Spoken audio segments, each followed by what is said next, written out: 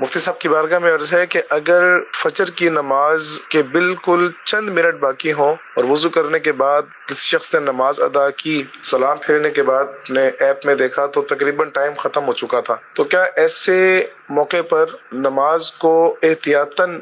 مکروہ وقت گزرنے کے بعد دہرا لینے کی اجازت ہے؟ دہرائیں گے یا نہیں دہرائیں گے، اس کے بارے میں ارشاد فرمائیے گا۔ اور بالکل جب شارٹ ٹائم رہتا ہے تو اس میں فرض ادا ہو جائے، اس کا طریقہ بھی ارشاد فرما دیجیے گا۔ دیکھیں، فجر، جمعہ، عیدین، یہ تین نمازیں وہ ہیں جن میں یہ ضروری ہے کہ ان کے سلام بھی وقت کے اندر اندر پھر جائیں۔ اگر ان کا سلام پھرنے سے پہلے نماز کا وقت ختم ہو گیا تو آپ کی یہ نماز فاسد ہو جائے گی۔ ٹھیک، تو انہوں نے کہا تقریباً وقت ختم ہو گیا، تو آپ اس چیز کو دیکھ لیں، اگر واقعی وقت آپ کے سلام پھیرنے سے پہلے ختم ہو چکا تھا کنفرم، تو آپ کی نماز فاسد ہو گئی۔ اب تو دوبارہ پڑھنا آپ پر فرض ہے، تو مکروہ وقت گزرنے کے بعد دوبارہ آپ پڑھیں، قضا کے طور پہ قضا کے طور پر پڑھیں گے۔ اور اگر ایسا نہیں ہے جناب، وقت موجود تھا، تو پھر ایسی صورت، اچھا اب اس کے اندر جو انہوں نے کہا پریئر ٹائم اپلیکیشن میں، بسا اوقات پریئر ٹائم اپلیکیشن کے اندر جو کاؤنٹنگ چل رہی ہوتی ہے نمبرز کی، اس سے دیکھ رہے ہوتے ہیں، تو وہ کاؤنٹنگ منٹ کے حساب سے چل رہی ہے، سیکنڈوں کے حساب سے نہیں چل رہی۔ تو آپ در حقیقت اس میں دیکھ لیں جو نیچے وہاں پر آ رہا ہے نا، فجر کا وقت اتنے منٹ اتنے سیکنڈ، اس کو آپ اپنے موبائل کی گھڑی سے یا کوئی بھی گھڑی سے جو ہے وہ میچ کر لیں کہ اتنے سیکنڈ ہو چکے تھے یا نہیں۔ جیسے اگر مثال کے طور پہ 6:55 وقت ہے، تو 55 منٹ کے بعد ایپ کے اندر کاؤنٹر 0 ہو جائے گا، تو 55 سیکنڈ تو باقی ہیں البتہ، جو تقریباً 1 منٹ سے تھوڑا سا ہی کم ہے۔ تو ہو سکتا ہے کہ آپ گھڑی میں ٹائم دیکھیں تو وہاں پہ جو ہے وہ ابھی سیکنڈوں کا جو ہے وہ فرق باقی ہو، تو لہٰذا وقت اگر باقی ہے اور اس سے پہلے آپ نے سلام پھیر لیا، اگرچہ چند سیکنڈ پہلے ہی پھیر لیا آپ نے، تو بھی آپ کی نماز ہو جائے گی۔ اچھا اب ڈاؤٹ فل ہو جائے، نہیں پتہ چل رہا کہ جو ہے وہ ہے، تو پھر اس کا آسان حل یہ ہے کہ آپ مکروہ وقت گزرنے کے بعد اس نیت سے نماز پڑھ لیں کہ میرے ذمے آخری جو نماز فجر باقی ہے میں اس کی ادائیگی کرتا ہوں۔ تو اب اگر یہ باقی ہوئی ہوگی، یعنی یہ اگر قضا ہو گئی ہوگی تو یہ ادا ہو جائے گی، ورنہ اس سے پہلے اگر کوئی قضا تھی تو وہ ادا ہو جائے گی۔ اب یہ جو انہوں نے کہا، تو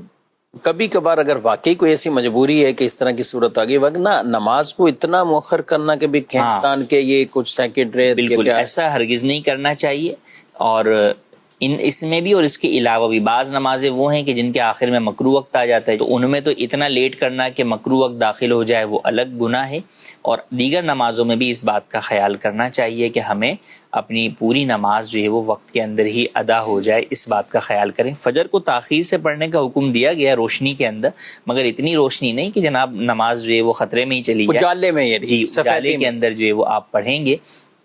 تو پڑھنا چاہیے۔ اچھا دوسرا انہوں نے سوال کیا کہ کبھی ایسی صورتحال ہے، دکھ رہا ہے کہ بھئی اب 2 منٹ ہی باقی ہیں، کیا کرنا؟ تو اب کیا کریں کہ نماز درست ادا ہو جائے؟ تو اب ایسی صورت میں آپ سنت چھوڑ دیں گے، فرض ہی پڑھیں گے، پہلی بات تو یہ۔